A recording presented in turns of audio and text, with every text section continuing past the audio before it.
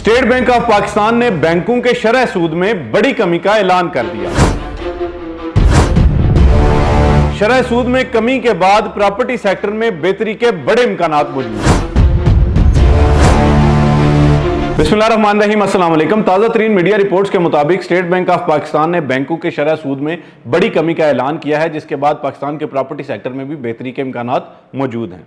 State bank of Pakistan ने जो शरह सूद मुकर्रर किया है वो 20.5% है, यानी 1.5% जो शरह सूद है उसमें कमी का ऐलान किया गया है। और आप जानते हैं कि गुज़िश्ता काफ़ी अरसे से पाकिस्तान में शरह सूद काफ़ी ज़्यादा हाई रही है। उसकी बुनियादी तौर पर वजह यह थी कि जो पाकिस्तान में महंगाई की शरह, जिसको इन्फ्लेशन रेट कहा जाता है, इन्फ्लेशन रेट तारीख की बुलंद तरीन सतह पर यानी 37% को भी अबूर कर चुका था। और उसके बाद जो पाकिस्तान में इंटरेस्ट रेट था या जो शरह सूद थी ये बहुत ज़्यादा बढ़ चुकी थी, जिसकी वजह से ये हुआ कि जो पाकिस्तान में सरमायाकारी करते थे लोग, उन्होंने अपना पैसा बैंकों में पार्क किया और पाकिस्तान में बिजनेस एक्टिविटीज़ महदूद हुई और उसकी वजह से पाकिस्तान की मईशत पर काफ़ी गहरे असरात पड़े। लेकिन आप जानते हैं कि इस वक्त जो हुकूमत है उन्होंने सरतोड़ कोशिश की है और उनकी कोशिशों के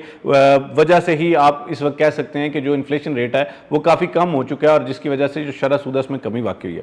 बहुत से लोग ये कह रहे हैं कि जी ये बहुत मामूली कमी है, लेकिन एक बात याद रखें कि कभी भी इंटरेस्ट रेट या शरह सूद जो है वो एकदम से कम नहीं की जाती, बल्कि इसको फेज वाइज, स्टेप वाइज जो है वो कम किया जाता है। आप जानते हैं कि गुज़िश्ता काफ़ी महीनों से जो है वो इसको 22% पर कांस्टेंट रखा गया था और अब अगर इसमें कमी वाकई हुई है तो इसका मतलब ये है कि आने वाले टाइम में दोबारा से इसमें कमी जो है मज़ीद वाकई हो सकती है। इससे पाकिस्तान भर में जो बिज़नेस की एक्टिविटीज़ है उनको प्रमोट किया जाएगा और लोग जो है वो अपना पैसा बैंकों में रखने की बजाय अब जो है उनको अपने बिजनेसेस में लगाएंगे, प्रॉपर्टी सेक्टर में लगाएंगे, जिसके बाद जो ओवरऑल मार्केट के हालात हैं वो बेहतर हो सकेंगे। इसके अलावा एक और बड़ी खबर ये भी थी कि गुज़िश्ता महीने यानी मई के महीने में जो ओवरसीज़ पाकिस्तानी हैं उन्होंने तरसीलात ज़र की मद में जो फॉरेन एक्सचेंज पाकिस्तान में आता है, जो डॉलर्स लोग अपने घर वालों को या ओवरऑल जो पाकिस्तान में बेचते हैं, उसकी जो अमाउंट थी वो तारीख की सबसे ज़्यादा जो है वो अमाउंट बनती है और ये 3.2 बिलियन डॉलर्स बनते हैं। आपको पता है पाकिस्तान इस वक्त 1 अरब डॉलर्स के लिए भी दुनिया भर से जो है वो कोशिशें कर रहा है और किसी भी तरह पाकिस्तान में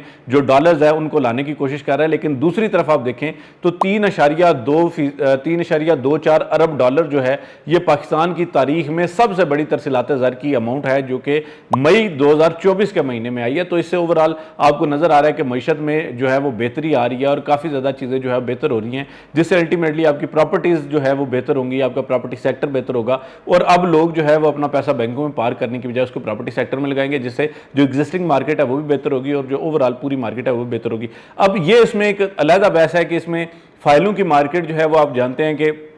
जिस तरह वो आहिस्ता आहिस्ता बनती है, स्पेकुलेटिव मार्केट होती है, तो मुमकिन तौर पर उसमें तो फौरी तौर पर कोई बड़ी तब्दीली नहीं आएगी, लेकिन ओवरऑल जो रियल एस्टेट की फिजिकल मार्केट है उसमें काफ़ी बेहतरी के इम्कानात मौजूद हैं। आज तक वीडियो के लिए इतना ही। फी अमान अल्लाह।